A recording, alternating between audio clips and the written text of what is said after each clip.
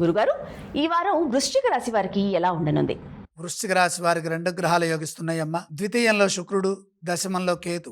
లక్ష్మీ కటాక్ష సిద్ధి కలుగుతుంది. ఆర్థికాభివృద్ధికి సంబంధించిన ప్రయత్నాలు సఫలీకృతమవుతాయి. ధనరాశిలో ఉన్న శుక్రయోగము సంపూర్ణమైన ధనయోగాన్ని ఇస్తుంది. కాబట్టి ఆ దిశగా ప్రయత్నాలు చేయండి.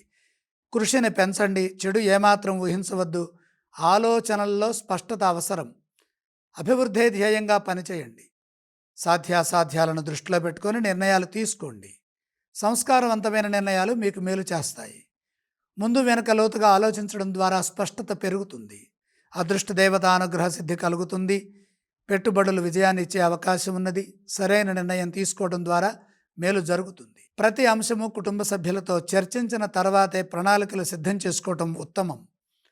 కాలాన్ని సద్వినియోగం చేసుకోవడం ద్వారా ఉద్యోగంలో అలాగే వ్యాపారంలో ఏర్పడే సమస్యల నుండి బయటపడవచ్చు. ప్రధానంగా ఉద్యోగంలో ఒత్తిడి కలగకుండా ఉండటం కోసమే శాంతంగా సకాలంలో బాధ్యతలని పూర్తి చేయండి.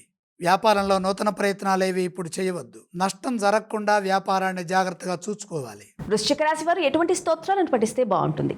వృశ్చిక రాశి వారు నవగ్రహ ధ్యాన శ్లోకాలు చదువుకోవటం ఉత్తమం. వారు ఏ ఆలయాన్ని సందర్శించాలి? నవగ్రహాలని దర్శించండి. వారు ఎటువంటి దానాలు చేస్తే బాగుంటుంది గురుగారు? నవధాన్యం నానబెట్టి గోమాతకు సమర్పించండి.